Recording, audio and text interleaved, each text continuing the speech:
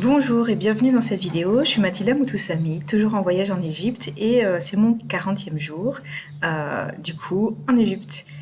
Et voilà, c'était une belle balade, encore accompagnée d'Aladin Hatem, du coup, qui est guide franco-égyptien depuis de très nombreuses années, donc qui connaît très très très bien les sites et bien sûr qui est initié, et avec d'autres personnes qui nous ont accompagnés, mais voilà. Et et du coup, j'ai été étonnée parce qu'il y a un site du côté de Der El Medina qui est plutôt à la base un lieu où travaillaient les travailleurs, les artisans qui travaillaient du côté des tombes et des nécropoles sur la rive ouest du Nil. Et voilà, il y a un temple d'Hathor qui est là, à cet endroit-là, et qui est extrêmement, extrêmement puissant. Et du coup, j'ai presque pas complètement, mais presque été aussi émue d'arriver là, presque aussi émue que Philae en fait, du coup, qui est vraiment le temple d'Isis. Mais là, le temple d'Hathor, il y avait quelque chose de particulier en lien avec les anciennes prêtresses et forcément, du coup, ça résonnait très fort pour moi. Voilà, il y a aussi quelques petites captations de souterrains sur certains temples. euh, Méninette El Abou, et je vais pas détailler, mais c'est des histoires connues. Voilà, il y a des traces extraterrestres qui sont là, qui sont gardées avec des choses en souterrain, comme sur le plateau de Gizeh, là où il y a les grandes pyramides de Gizeh. Là encore aussi, il y a des souterrains en dessous et il y a des installations d'une certaine manière humaine, mais d'une certaine manière pas complètement que humaine du coup. Donc c'est assez marrant. Voilà, mais c'est de retrouver ça de ce côté-là. Pour l'instant, voilà, c'était plutôt du côté des pyramides, mais on le retrouve aussi ici. Voilà, à Luxor, j'ai pas encore tout exploré. Pareil, je prends toujours mon temps. J'y vais tranquillement. Voilà, j'avais besoin aussi d'intégrer l'expérience que mon passage à Dendera, il m'a un peu scotché et débranché les neurones. Après, ça paraît assez normal parce que voilà, j'ai des thématiques de maladies qui sont encore là et qui sont en lien avec les thématiques qui sont travaillées à Dendera. Et du coup, voilà, c'est plutôt comme un soin personnel et individuel que j'ai reçu du coup en passant à Dendera. Donc besoin de temps d'intégration, besoin de recul pour comprendre ça. C'était aussi extrêmement émouvant sur la connexion stellaire, du coup moi qui aime beaucoup ça. Et là, cette connexion avec Hathor et les Hathor du côté stellaire, c'était vraiment très très fort. Voilà, donc je laisse déposer tranquillement. Voilà, et donc je sens que je dois retourner à Philae, mais je ne sais pas encore. Je sens qu'il y a des choses à vivre du côté de Luxor pour l'instant. Donc je vais prendre mon temps, peut-être rebouger la semaine prochaine, prendre le temps voilà, de terminer le voyage stellaire qui est toujours disponible si ça vous parle. Voilà, je vais bientôt le passer en programme sur la plateforme Podia. Vous pourrez le faire. Pour l'instant, c'est toujours sur le groupe Facebook pour moi, voilà, où moi je peux vous répondre assez facilement quand vous commentez. Voilà. Et donc voilà, la quête se poursuit, mais voilà, il y a une clarification sur le fait que au temple d'Hathor de Der El Médine, il y a une clarification sur le fait il faut que j'emmène les prêtresses ici, parce que en fait, j'ai pas besoin qu'on me raconte quoi que ce soit. En fait, moi, je sais sur ces temples-là comment ça fonctionnait, comment activer les temples, comment les toucher, comment les faire vibrer. Après, certains ne sont pas toujours en super bon état. Euh, voilà, c'est-à-dire que je sais comment faire vivre des initiations sur les lieux aux personnes en fait. Donc l'idée, c'est vraiment de reprendre mon rôle de grande prêtresse. Alors, c'est assez grandiloquent, j'ai beaucoup de mal à le dire encore, mais c'est vraiment quand j'ai ramené tout ce groupe de prêtresses qui étaient dans l'invisible, hein, je parle pas de choses dans la réalité, quand j'ai dû ramener toutes ces prêtresses à Philae et arriver à Philae avec toutes ces femmes-là, prêtresses d'Isis, mais pas que, c'était vraiment sur plusieurs civilisations, plusieurs temps, euh, c'était très large. Et il y avait ce truc où elles m'ont remis le sceptre et bon, j'avais pas détaillé quand j'avais expliqué ça, mais elles m'ont redemandé de prendre mon rôle de grande prêtresse. Et que d'un point de vue de linéarité de temps humain, mon rôle de grande prêtresse, que d'une certaine manière, je refuse depuis à peu près 220 000 ans. En fait, la dernière fois que j'ai été grande prêtresse sur Terre, dans cette dimension, c'était environ il y a 220 000 ans et c'était en Lémurie. Et depuis, je me suis incarnée, toujours avec des capacités, toujours avec des dons, et souvent dans des communautés de sœurs et au service en tant que prêtresse. Mais j'ai refusé sur mes incarnations depuis 200 000 ans sur cette terre et dans cette dimension. J'ai refusé le rôle en fait. Le rôle, la responsabilité, même si c'est pas exactement le mot, ça a à voir avec quelque chose qui a été vécu justement il y a 220 000 ans. Et voilà, qui peut-être est en train de se réparer. Pour que voilà, peut-être je prenne mon bâton à nouveau. Même si voilà, ceux qui me connaissent savent que j'ai déjà le bâton. Le bâton de prêtresse, je l'ai déjà, et le bâton de grande prêtresse, bon voilà, il est là. Si vous êtes venus dans mes stages, voilà, vous faites peut-être partie des personnes qui l'ont essayé, parce que voilà, j'ai pas de problème à le passer parce qu'il s'active naturellement de manière diverse et variée avec différentes personnes. Et ouais, il y a un appel pour moi à reprendre ce rôle-là, clairement de vous emmener, de vous ramener, c'est pas vous emmener, c'est vous ramener en Égypte. Et mais je ne sais pas encore comment ça se fera en fait. Pour l'instant, je ne me sens pas prête. Et voilà, j'ai la personne de choix pour pouvoir organiser ça, puisque Aladdin Thème a une agence de voyage, organise des voyages depuis plus de 30 ans en Égypte. Voilà, avec cette double casquette franco-égyptien, il parle parfaitement égyptien. Il a des connaissances extrêmes. Il connaît les meilleurs égyptologues, notamment français. Il a bossé avec eux, voire il a été proche d'eux. Donc du coup, voilà, c'est vraiment une personne ressource et qui est complètement partant pour le faire. Donc j'ai juste, voilà, moi, à être au clair pour pouvoir lancer cette organisation. Et voilà, peut-être que ça sera, et peut-être qu'il sera là pendant les voyages aussi. Je ne sais pas encore si c'est en binôme. Voilà, parce qu'énergétiquement, voilà, c'est quelqu'un de sérieux et solide. Et voilà, donc du coup, l'idée, ça va être un jour de pouvoir vous ramener dans la matière, voire à un moment donné, ramener toutes mes collègues qui forment, initient, qui sont sur ce chemin d'Isis en France et à l'étranger, et de se donner tout rendez-vous à Aswan et à Philae en même temps, en fait. Voilà, c'est un rêve que je pose ça là, c'est une vision que j'ai depuis au moins 3 ans. Et à la base, j'avais dit, on se retrouve le 21 mars 2021, toutes à Aswan, à Philae. Le Covid étant passé par là, ce n'était pas possible du tout. Et moi, je vis souvent des choses aussi. Voilà, je vis avec la maladie, donc je vis avec des hauts et des bas, etc. Donc, je n'avance pas toujours comme il le faudrait, mais bon, tout est juste, j'imagine. Mais du coup, cette vision que j'ai eue, elle se transforme en rêve et en envie. Voilà, ça demandera beaucoup de temps pour pouvoir l'organiser. Ça demandera un temps long. Et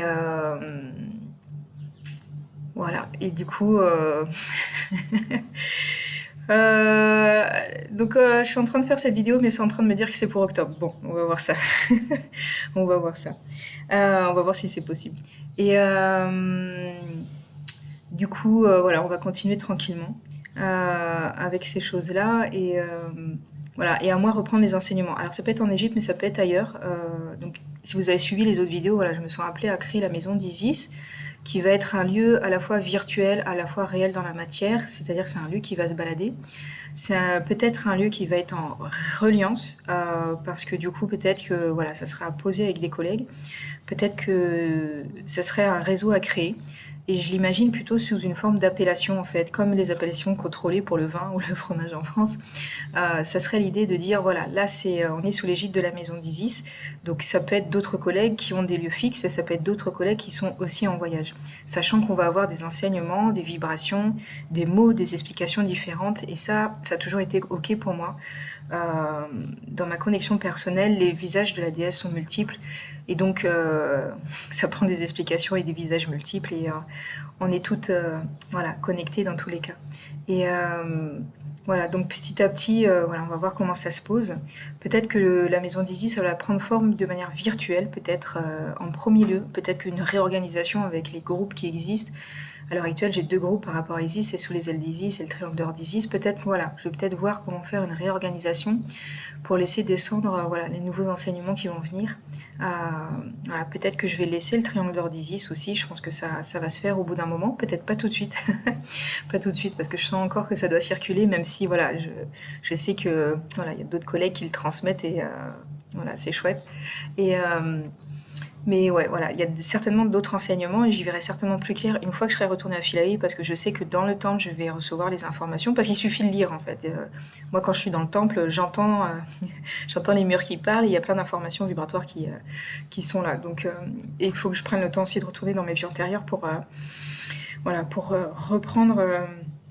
Remettre en forme ce qui était dit à l'époque, parce qu'en fait, comme les concepts à l'époque et les mots sont très différents, il faut prendre un temps de traduction et aussi les adapter à notre époque, en fait, parce que à l'époque où le temple d'Isis, des anciens Égyptiens, où les temples d'Isis étaient actifs, voilà, on vivait pas dans la même société, on vivait pas dans le même environnement, on vivait pas avec les mêmes relations sociales aussi. Donc l'idée, c'est comment l'adapter aussi, comment transmettre et comment faire en sorte que ça serve dans la vie de tous les jours. Parce que l'idée, c'est pas que ce soit que du soin, que ce soit que quelque chose réservé à un temple, que ce soit que voilà, réservé à un sanctuaire, à des gardiennes de la connaissance ou des gardiens. L'idée, pour moi, c'est vraiment qu'il y ait quelque chose de pratique dans la vie quotidienne. Sinon, pour moi, ça n'a vraiment pas de sens. Et de trouver à faire des ponts avec ce qui a été enseigné avant, avec notre vie quotidienne, parce qu'il faut que ça serve, en fait, tout simplement. Voilà, il faut que ça puisse servir, du coup. Donc voilà, j'en suis là dans ma réflexion. J'en suis là dans ma réflexion. Voilà, j'ai au programme sur Luxor, donc bien sûr le temple de Luxor et de Karnak. Alors bizarrement, voilà, il y a un timing, il faut que j'attende avant d'y aller. Même si je vois l'énergie qui est déjà très présente. En fait, quand on arrive à Luxor, en tout cas dans ma perception à moi, ce qui vibre le plus, c'est justement cet espace et surtout cette reliance entre le temple de Luxor, qui est au milieu de la ville, et donc qui correspond à l'ancienne ville de Thèbes, du coup, c'était la capitale. Et donc, il y a une reliance entre les deux, le temple de Karnak et le temple de Luxor. Et du coup, énergétiquement, il y a, il y a quelque chose entre le pharaon et le dieu Amon et le dieu Soleil qui est là, très massif. Mais du coup, c'est comme pour les pyramides, j'ai mis plusieurs jours à pouvoir y aller. Et là, c'est pareil, il faut que j'attende. Intégration, je suis allée visiter d'autres temples entre-temps, la vallée des rois, etc. Et voilà, je pense que ça sera un moment assez important pour moi. Il y a Komombo qui m'appelle beaucoup, avec la connexion avec Sobek et les crocodiles, qui sont très présents avec moi depuis un petit moment. Je dirais depuis 3 ans, je crois, depuis les initiations. Et aussi, bien sûr, Abydos. Voilà. Je ne sais pas encore si je vais retourner à Dendera. C'est pas clair, mais c'est clair qu'après aussi, il faut que j'aille à Abydos. Abydos, pour rappel, on est sur des constructions mégalithiques très anciennes, c'est un gros bloc de roche, même s'il y a des choses plus récentes intéressantes aussi, mais moi, c'est ce qui m'intéresse, c'est le côté mégalithique, très ancien. C'est la plus vieille fleur de vie attestée au monde, du coup, qui est gravée sur une pierre à Abydos. Et voilà, donc j'imagine que voilà, je suis toujours en préparation par rapport à ça. Et dès que j'ai fini sur Luxor, je retourne à Philae, voilà, pour faire les traductions. Et j'envisage très sérieusement d'aller avec mon ordinateur, il faut que je trouve à ce qui charge bien ou à trouver des charges extérieures et à me poser à Philae, à écrire. J'espère que les gardes me laisseront tranquille. Je vais dire que j'écris un bouquin. Et voilà, même s'il fait chaud, je pense que ça devrait pouvoir le faire. Voilà, donc c'est le programme pour l'instant. Donc quelque part, moi ça me confronte à, bon, il y a beaucoup de travail, j'ai du pain sur la planche, il va falloir mettre tout ça en forme, organiser.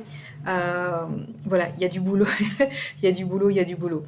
Et bien sûr, forcément, la résonance avec le 15 août en Vendée et en Maine-et-Loire, on a 2 lieux cette année pour le rassemblement des prêtresses qui, voilà, avec... je vais aller au rassemblement des prêtresses avec voilà, ce que j'ai recontacté ici aujourd'hui. Et je pense, je ne suis pas sûre, mais je pense qu'il va y avoir plein d'autres prêtresses dans l'invisible, comme il y a eu à Philae. Je pense qu'elles vont revenir pour le 15 août en fait.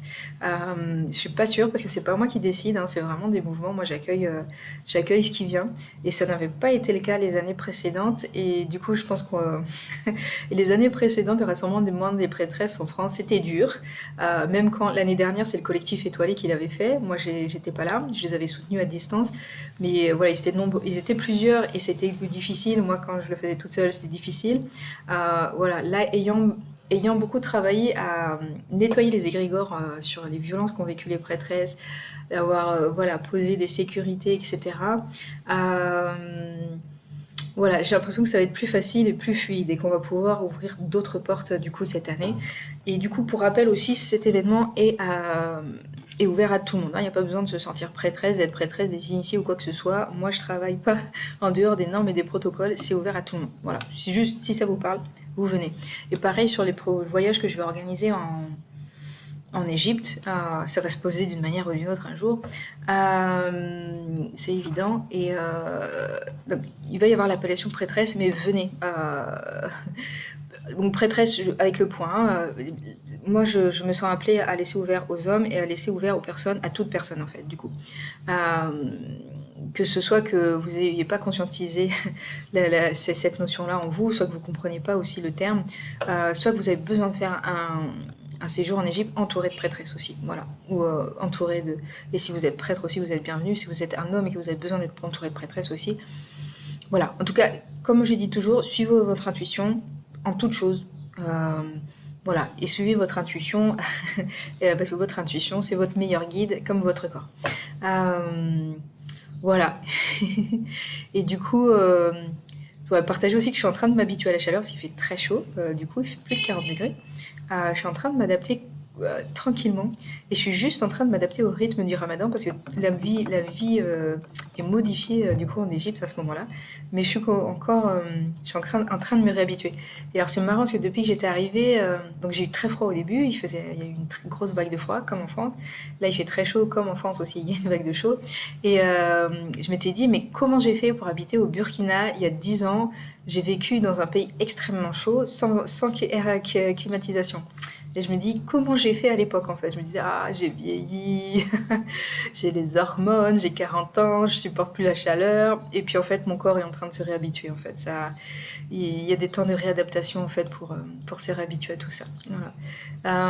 Voilà, c'était beau. Comme d'habitude, je vous partage sans préparation, sur le vif, ce qui vient sur l'instant. Je sais qu'il y a aussi des énergies qui passent pour certains ou pour certaines aussi, à travers ce dont je parle, tout simplement. Voilà, je vous embrasse. J'ai cru au début de la vidéo que j'allais faire que 2 minutes. Je me suis dit, oh, je sais pas quoi dire, j'ai rien à dire. Puis en fait, voilà, ouais, ça va faire une bonne vidéo de 20 minutes. Voilà, pour rappel, si jamais le voyage stellaire en Égypte vous appelle, vous pouvez toujours le rejoindre. Donc c'est des vidéos sans trop d'explications, c'est du code, du langage, c'est vraiment juste de la vibration, avec des images que je prends sur les lieux énergétiques. Et l'idée, pour moi, c'est de transcrire l'énergie du lieu dans la vidéo. C'est-à-dire, je sers de canal pour poser ça dans cette matière-là virtuelle, en fait, pour vous le transmettre. Et du coup, après ça œuvre comme ça œuvre, voilà. Moi, je suis pas du tout sur un chemin de rationalité. Voilà, je transmets vraiment juste vibratoirement. Ça parle d'âme à âme et de vibration à vibration, juste, voilà. Ben, je vous fais des bisous et je vous dis à la prochaine vidéo. Ciao, ciao.